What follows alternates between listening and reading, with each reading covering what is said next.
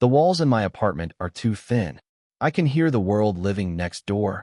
Footsteps, the hum of a kettle, soft classical music that seems to start at the same time every evening. And then silence. Always that silence. I moved to this city 8 months ago, thinking I'd write something great here. A novel, maybe. But mostly, I just sit in front of my laptop and watch the cursor blink like it's waiting for me to remember who I am. Outside, the city doesn't sleep. Inside, I barely exist. The woman next door, I don't know her name yet, lives with a kind of order I envy. Through the balcony's thin air, I sometimes see her watering her plants, hydrangeas, I think. She wears loose shirts and ties her hair back carelessly, like she stopped trying to impress the world long ago. Every morning at 8:10, she leaves in quiet heels and a beige coat. Every night at 9:45, she comes back, sometimes holding takeout boxes, sometimes just keys and exhaustion. There's a rhythm to her existence. And somehow, that rhythm keeps me from falling apart. The first time we spoke, it wasn't really a conversation.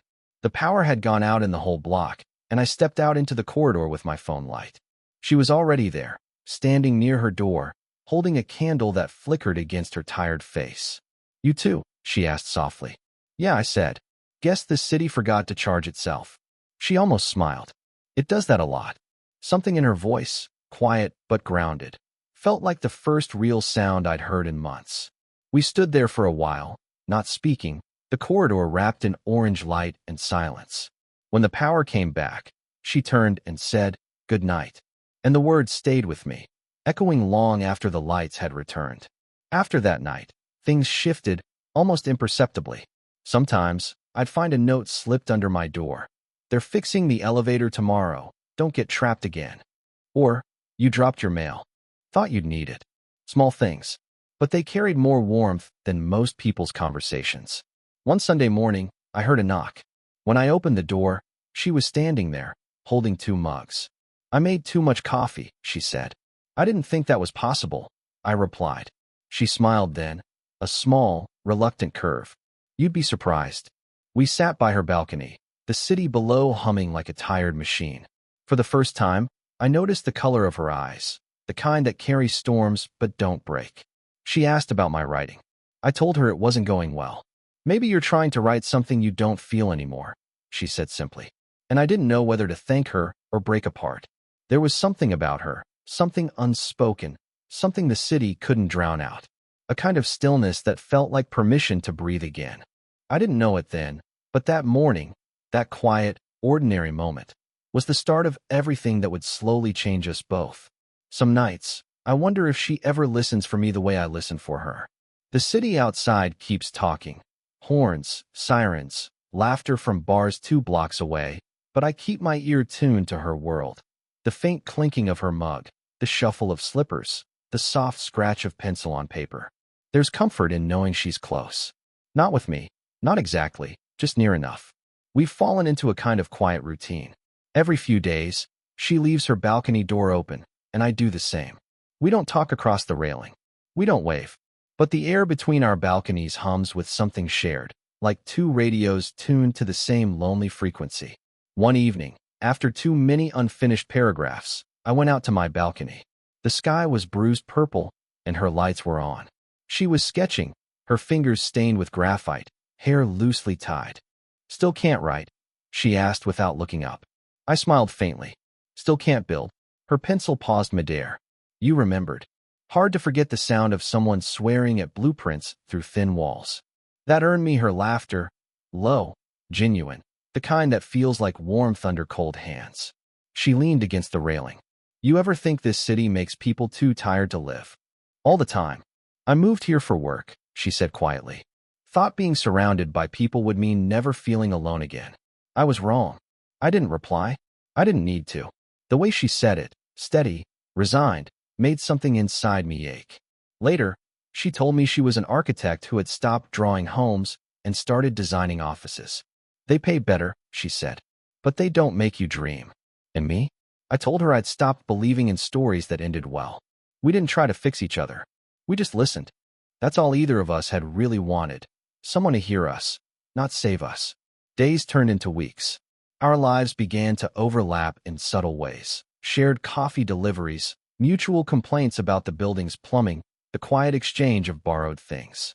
Once, I returned her umbrella after a storm, and she said, "You could have kept it." I liked having an excuse to return it, I said. Her eyes flicked toward me, not amused, not flattered, just seen. That night, she played music I'd never heard before, slow, wordless piano drifting through the walls. It felt like she was saying good night without words. I couldn't help it. I wrote again that night.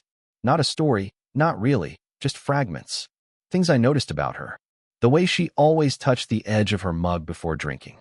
The way her silence never felt empty. The way her presence softened even the harshest light. I didn't know if it was love. Maybe it wasn't supposed to be. Maybe it was just the relief of finding someone whose loneliness rhymed with mine. One Friday evening, she knocked on my door. I opened it to find her holding a half-eaten pizza and 2 paper plates. "I ordered too much," she said. I stepped aside. "Happens to the best of us." We sat on the floor, cross-legged, the city murmuring outside. She told me about her marriage, how it ended quietly, like a song fading instead of breaking. No drama, just distance. "Some endings," she said, "don't need explosions. They just run out of sound." And before I could stop myself, I said softly, "Maybe some beginnings do the same." She looked at me, long, searching, and for a second, the room felt heavier, fuller. Then she smiled faintly, brushing hair from her face. "You talk like you write." "Badly. Honestly." We didn't speak much after that, but the silence between us felt safe, like home. The days began to fold into each other, soft and indistinct, like watercolor running across damp paper. We never called what was happening anything. Not friendship, not romance. It existed somewhere between, suspended, fragile, sacred. I'd wake early just to hear her kettle whistle through the wall. And when I stayed up too late, I could sense her still awake. Lights low, curtains barely drawn, a quiet shape moving through her apartment. The city never really slept, but we had carved a silence inside it that belonged only to us. One night, I heard her balcony door slide open. The air outside was heavy with the smell of rain. I stepped out too, drawn by something I didn't try to name. She was standing there barefoot, hair tied loosely, wearing a gray sweatshirt that looked softer than any word I could think of. "Can't sleep?" she asked. "Didn't want to." She smiled a little. "That's not the same thing." I leaned against the railing. "You?" She looked out toward the flickering streetlights. "I had a dream about my mother. I always do when it rains." I didn't ask what the dream was. She didn't offer it. But in the pause that followed, something passed between us, something wordless and human. "I used to think," she said after a while, "that being alone meant being free. And now," her voice was barely above a whisper, "now I think it just means no one's waiting for you to come home." The way she said it made my chest tighten. I wanted to tell her I'd been waiting for someone too. Not her, not yet, but someone who might see me the way I'd forgotten I could be seen. But the words stayed where they always did, unsaid, safe, unfinished. Instead, I offered her my mug. Coffee. Still warm. She took it, sipped, then handed it back. "Too sweet." I shrugged. "I like things that remind me they're there." She laughed softly, a small, genuine sound that lingered in the air between us. We stayed there for a long time, saying almost nothing. Just the hum of the city, the smell of wet concrete, the quiet awareness of another heartbeat close enough to feel but not touch. Over the next weeks, she started letting me into her world in small ways. A cup of tea, a new song, a sketch she didn't hate. Once, when my power went out, she invited me over. Her apartment felt warmer than mine, not just because of the light, but because of her. Books stacked unevenly, a cat-shaped mug on the counter, music low and slow. "You live like someone who doesn't expect guests," I said. She smirked. "I didn't. Until you." I don't know when it changed. When the quiet turned into something magnetic. When the pauses started to ache. Maybe it was that night she sat beside me on the couch, sketching absent-mindedly while I pretended to read. Her knee brushed mine once, lightly, and neither of us moved away. Her pencil slowed. My heartbeat didn't. "Do you ever wish," she murmured, "you'd met someone at a different time in your life?" I looked at her, the faint shadow of a smile, the tired softness around her eyes, and said, "Maybe. But maybe this is the only time I'd have noticed them." She turned toward me then. Our eyes met, Not long, not intense, just enough for the room to feel suddenly too small. She exhaled. You should go before the lights come back. I nodded. Yeah. But neither of us moved. When I finally did, the city outside was starting to sleep. Behind me, I could still feel the echo of her presence, quiet, patient, almost kind. That night, I couldn't stop thinking about how close her voice sounded when she whispered goodnight, and how much like a promise it felt. It started changing in ways neither of us could name. Not loudly, not all at once, just quiet shifts, her glance holding a beat too long, my words stumbling when she laughed. The world outside kept moving, but inside those walls, time began to slow. We didn't talk every day anymore. Sometimes she went quiet for days, caught up in deadlines and drawings. And sometimes, I'd stop myself from knocking, afraid of what might happen if she opened the door. One evening, I saw her from across the street. She was standing outside a cafe, talking to a man, older, confident, polished. Her smile was polite, professional, but it still made something sharp stir in me. Jealousy wasn't a feeling I recognized easily. It's quieter than anger, more like the sound of a door closing in another room. When I passed her balcony that night, the lights were off.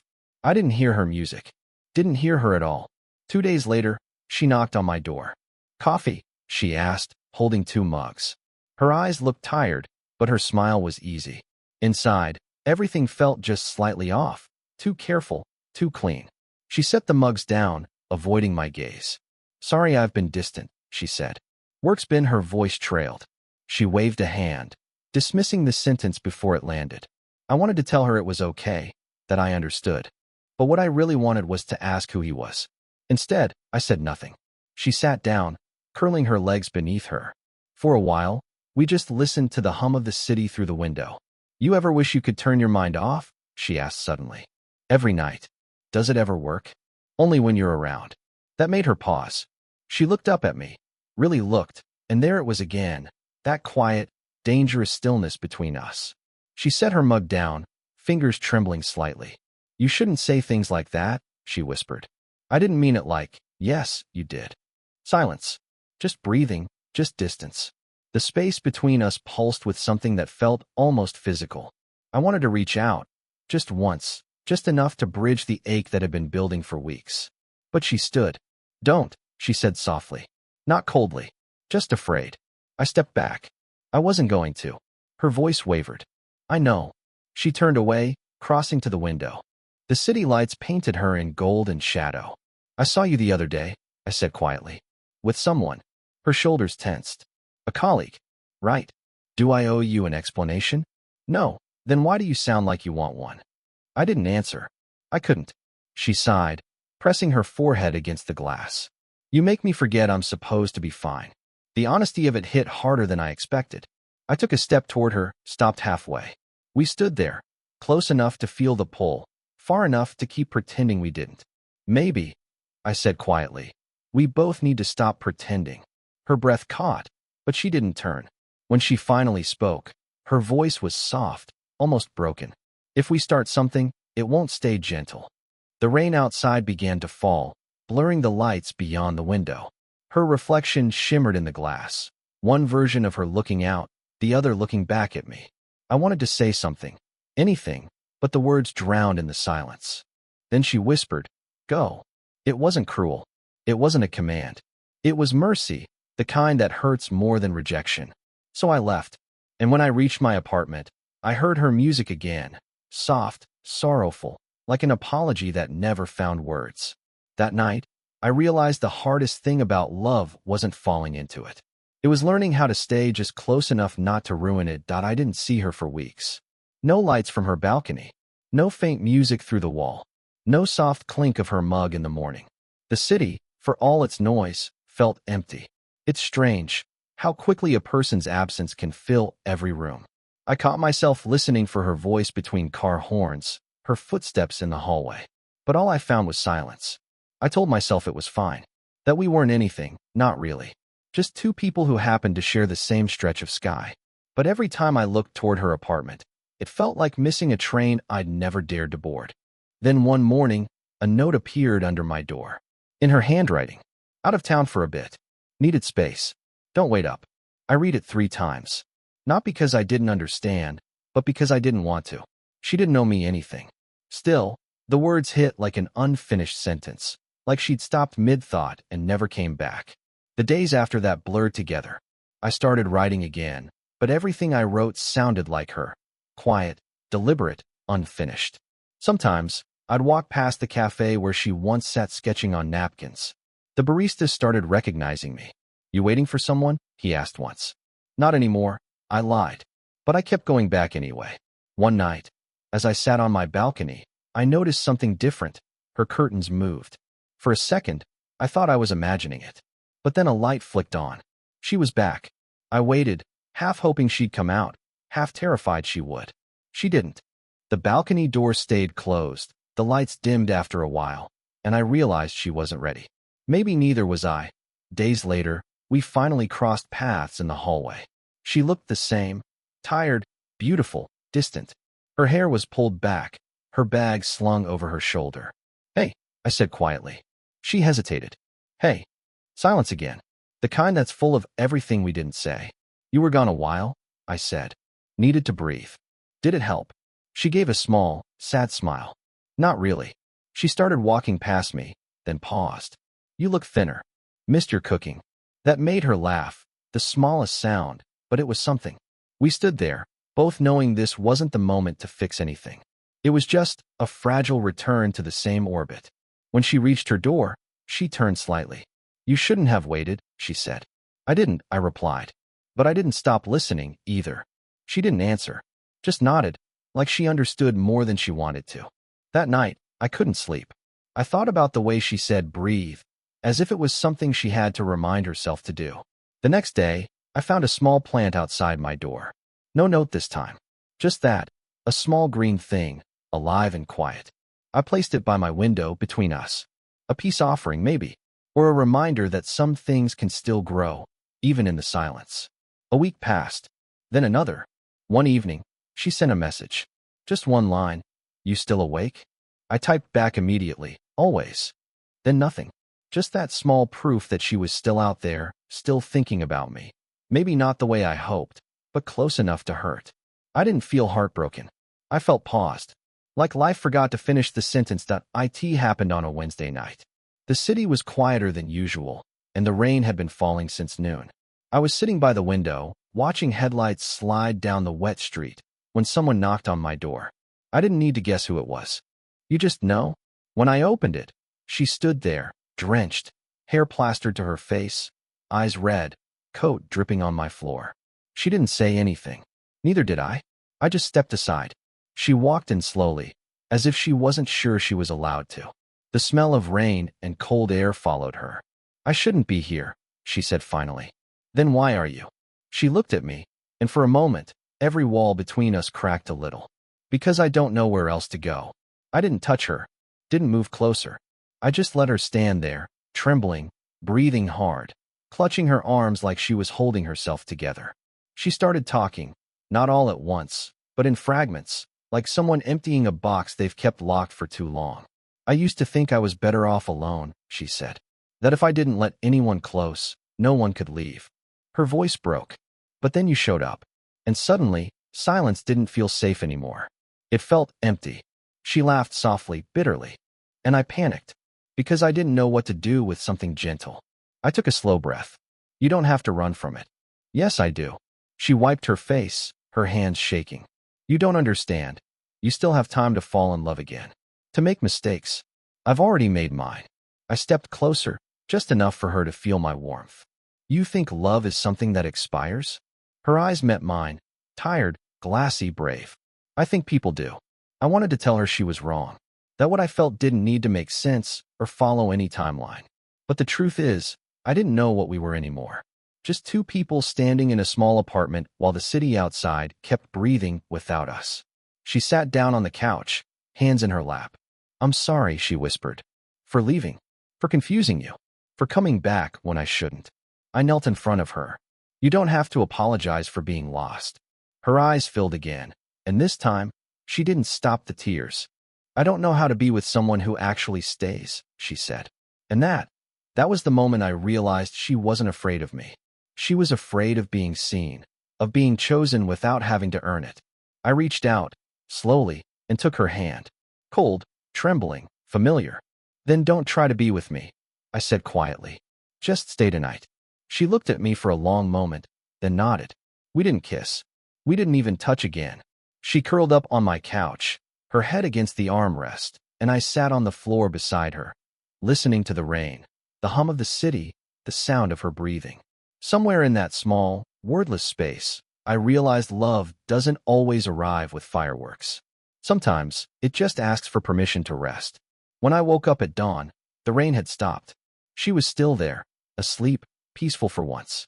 The kind of peace that makes you afraid to move. I made coffee quietly and waited for her to wake up. When she did, she smiled, small, shy, real. Thank you, she whispered. For what? For not asking me to explain. And that's how the morning began, not with answers, but with the quiet relief of two people finally learning to stay still. The city was still half asleep when the light began to crawl through the blinds. It fell across her face, soft and slow, the way light moves when it knows it's welcome. For a long time, I didn't move. I just watched her breathe. Something in that stillness felt sacred, like watching the sea hold its breath before the tide turns. When she finally opened her eyes, she looked confused for a moment, then remembered, and smiled. It wasn't the kind of smile people give when they're trying to be polite. It was quiet, honest, like her soul had exhaled. Morning, I said softly. Morning. She sat up slowly, brushing her hair back, glancing around my small apartment. The books on the shelf, the half-drunk coffee on the table, the painting she once said looked lonely in a beautiful way. I should probably go, she whispered, though she didn't move.